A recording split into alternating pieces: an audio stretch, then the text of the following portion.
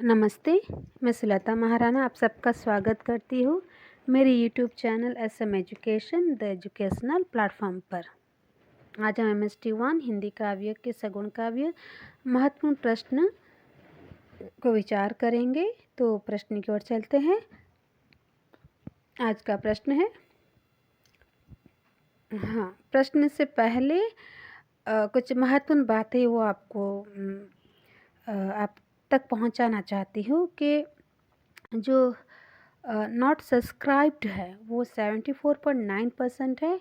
तो आप इसे 0% में ला सकते हैं नॉट सब्सक्राइब्ड को। तो आप सब्सक्राइब करने से ही ये 0% में आएंगे और सब्सक्राइब का लिस्ट बढ़ेगा। तो आप इसे कर दीजिए। आपको धन्यवाद। अब हम 12वां प्रश्न की ओर जाते हैं, जो कि जून 2006 में क्वेश्चन नंबर 4 के तौर पर आया था। ये प्रश्न है, मीरा की प्रेमा अनुभूति और प्रेम विहलता का सोदाहरण परिचय दीजिए। तो उत्तर देखिए, मीरा की पदावली का आज तक कोई पाठ ऐसा नहीं मिला है जिसे पूर्णतः प्रामाणिक कहा जा सके। यानी मीरा की पदावली का आज तक कोई पाठ ऐसा प्रामाणिक नहीं मिला है, कुछ पूर्ण प्रमाण नहीं मिला है कि कह सके कुछ। अतः उनकी भाषा के संबंध में मतभेद भी है। उनके पदों की भाषा जो है राजस्थानी और ब्रज तो है ही, उसमें गुजराती, पंजाबी, खड़ी बोली एवं पूर्वी तक का थोड़ा बहुत सम्मिश्रण पाया जाता है। यानी उनकी भाषा में राजस्थानी तो बोली है, लेकिन उसके साथ साथ गुजराती, पंजाबी, खड़ी बोली, पूर्व तक का थोड़ा बहुत सम्मिश्रण पाया जाता है। राजस्थानी से विद्वान शोधकर्ता डॉक्टर मोतीलाल मेनारिया, डॉक्टर श्री कृष्ण लाल, गुजराती के विद्वान फवरेन चंद मेघाड़ी, डॉक्टर जगदीश गुप्त उनकी भाषा राजस्थानी मानते हैं। डॉक्टर मेनारिया तथा डॉक्टर श्री कृष्ण लाल जो है का मत है कि मीरा ने राजस्थानी तथा ब्रज भाषा दोनों में कविता लिखी, कुछ पद ब्रज भाषा में और कुछ राजस्थानी में। फवेरचंद मेघानी ने मीरा की भाषा शुद्ध राजस्थानी बताते हैं और लोकप्रियता एवं पदों की कंठ परंपरा के कारण परिवर्तित होती गई। डॉक्टर जगदीश गुप्त डाकोर की प्रति के आधार पर उनकी भाषा राजस्थानी मानते हैं, जिसमें ब्रज भाषा के शब्द मिल गए हैं। कुछ विद्वान जैसे डॉक्टर राम गोपाल शर्मा दिनेश उनकी काव्य भाषा ब्रज मानते हैं। मीरा का जन्म राजस्थान के मेड़ता में हुआ। याद रखिए, उनका जन्म मेड़ता में हुआ और उनका अधिकांश जीवन भी राजस्थान में बीता। उनकी मातृभाषा राजस्थानी थी। मीरा का काव्य उनकी संघन अनुभूतियों की सहज अभिव्यक्ति है।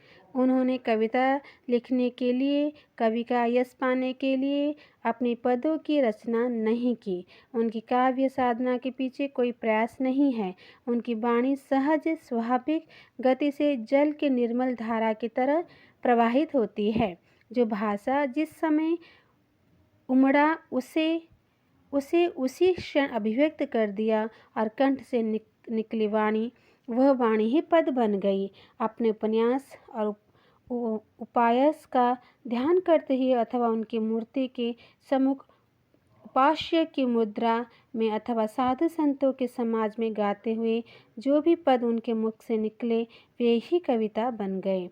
ऐसी मनोदशा में काव्य लिखने वाले कवि की वाणी उनकी मधुर भाषा ही हो सकती है, कोई अन्य भाषा नहीं। अतः राजस्थानी को ही मीरा की काव्य भाषा मानते हैं और उस समय में संपूर्ण भक्ति काल में ही नहीं आगे चलकर रीतिकाल में मध्य देश की काव्य भाषा ब्रज रही। मीरा कृष्ण भक्त थी। कृष्ण भक्त कवियों और उनकी काव्य में परिचित थी। कुछ दिन ब्रज प्रदेश में रही भी थी। अतः उनके पदों में ब्रज भाषा का प्रयोग होना स्वाभाविक है। उनका कुछ समय गुजरात में भी बीता था, अतः यदि गुजराती के शब्द उनके काव्य में पाए जाते हैं तो आश्चर्य नहीं, परंतु उनकी जीवनी परिस्थितियाँ, उनका स्वभाव, उनके काव्य की प्रकृति, काव्य रचना का उद्देश्य देखकर यही लगता है कि उनके काव्य की मूल भाषा राजस्थानी है। मीरा का बल सहज भावों या मार्मिक अनुभूतियों को व्यक्त करने पर था और वह मातृभाषा में ही संभव हो सकता है। उस पर ब्रजभाषा का भी पर्याप्त प्रभाव है। गुजराती, पंजाबी, खड़ी बोली पूर्व के शब्द प्रथम तो संख्या में कम है और उनके प्रयोग का कारण उनका सत्संग हो सकता है। शब्द भंडार की दृष्टि से उनके पदों में संस्कृत के तत्सम और ग्रामीण शब्द भी है।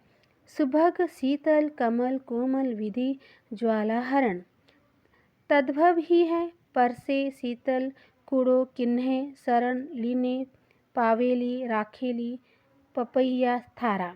कहीं कहीं उर्दू शब्द भी पाए जाते हैं। हाँ, सिरताज। मीरा की काव्य भाषा का सबसे बड़ा गुण है सहजता, सरलता, माधुर्य एवं प्रभावपूर्ण होना।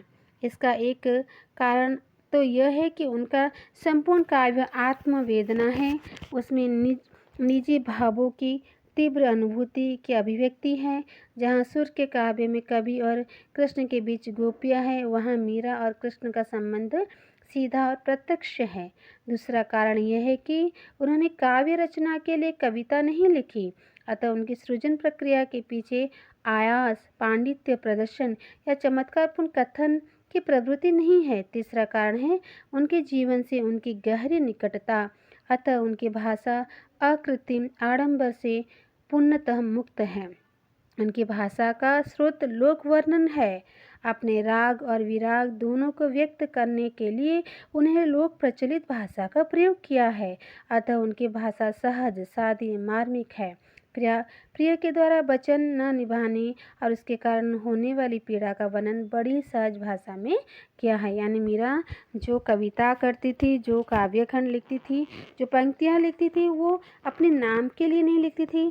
क्या उन्हें बहुत ही शब्द ज्ञान नहीं था और ना ही कुछ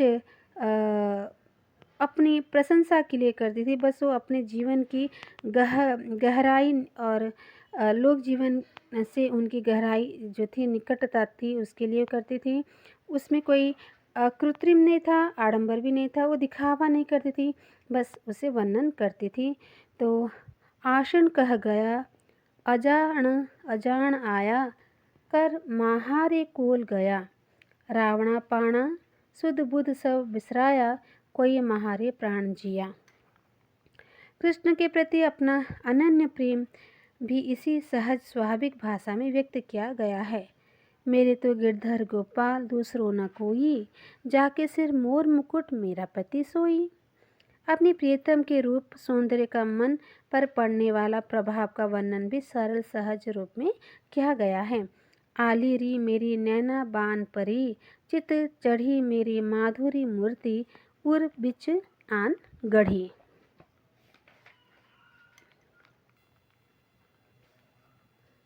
कब की ठाड़ी पथ निहारू अपने भवन खड़ी।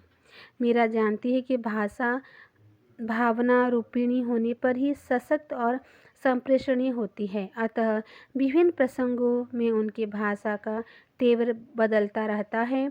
विरह वेदना का वर्णन करते हुए जिस भाषा का प्रयोग किया गया है, वो विरहिणी की पीड़ा को साकार कर पाठक के मन में करुणा उत्पन्न करती है। पाठक का हृदय भी दर्द से कहरा उठता है। हे री मैं तो दर्द दीवानी, मेरे दर्द न जाने कोई, घायल की गति घायल जाने की जिन लाई होई। तीसरी पंक्ति लोक उक्ति है और सहज ही समझ में आ जाती है। इसी प्रकार निम्नोक्त पंक्तियों में विरहिणी की वेदना को व्यक्त किया गया है और रूपक की योजना के पीछे आयास नहीं, लोक भाषा का प्रयोग है। अजुबन जल सिंची, सिंची प्रेम बलि बोई, अब तो बेली फैली गई, आनंद फल होई। चाहे कृष्ण की लीलाओं का वर्णन हो और चाहे उनका रूप वर्णन, सर्वत्र सरल सहज भाषा का प्रयोग किया गया हो। शब्द चित्रों के माध्यम से दृश्य को आकार बना दिया गया है। सत्य सामान्य है, अनुभूति जानी पहचानी है, पर वह उसे नाटकीय वक्रता या गहरी व्यंजना प्रदान करती है। प्रिय मिलन की उत्सुकता, न मिलने पर दीवानगी या तड़प की धारणाएं पूर्व प्रचलित हैं और उनकी भाषा उन्हें अनूठा बना देती है। तुम बिन देखा कल ना पड़त है, तलफ तलब जिय जाई।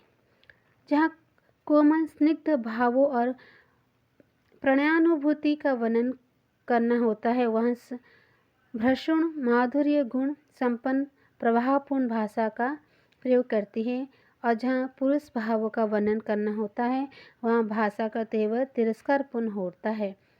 दुर्जन जलोना अंगीठी अथवा यह संसार कुबुद्धि से भाड़ो अथवा थारे देश राणा साध नहीं छे लोग बसे सब कूड़ो।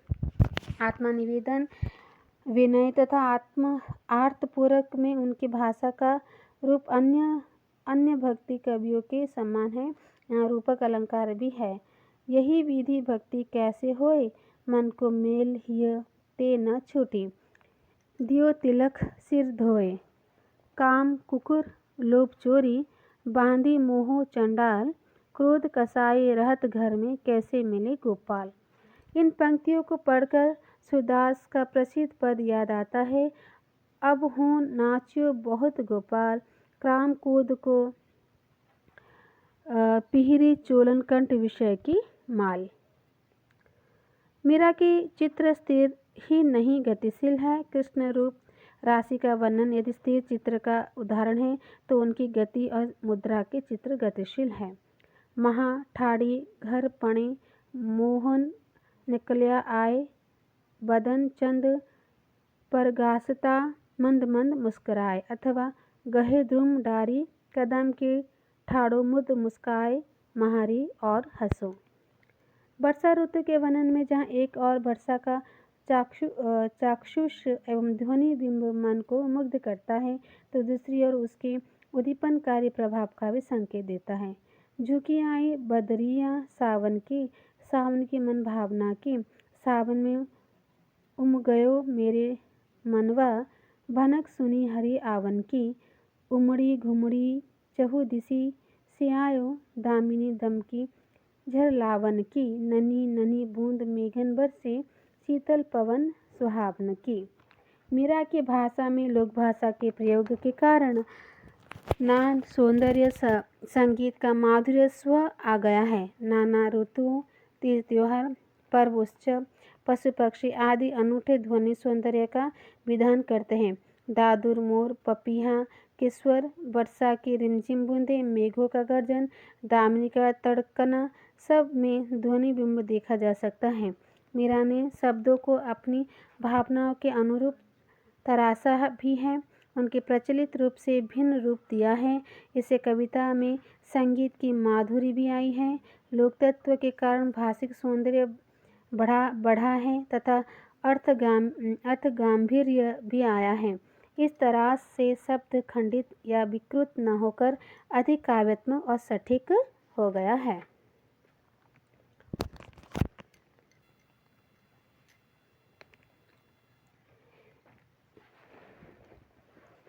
एक थाणी रोपियो रे, कहीं आबो इकबुल, बांको रस नोके लगे रे, बांको लागे सुल।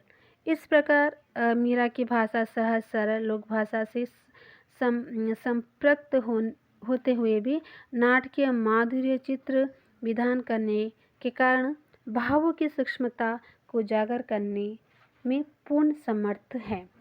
उसमें प्रवाह है, माधुर्य है, सहज है, अखंड जीवन अनुभूति को अभिव्यक्त करने की क्षमता है। अपनी सहजता, प्रभावमयता, निरल कृति और लोकचित्त में बसी भाषा का प्रयोग करके उन्हें राजस्थानी भाषा के काव्यों के मानचित्र पर उसी तरह प्रतिष्ठित कर दिया है जैसे जायसी ने अवधी भाषा को तथा सूरदास ने ब्रज भाषा को।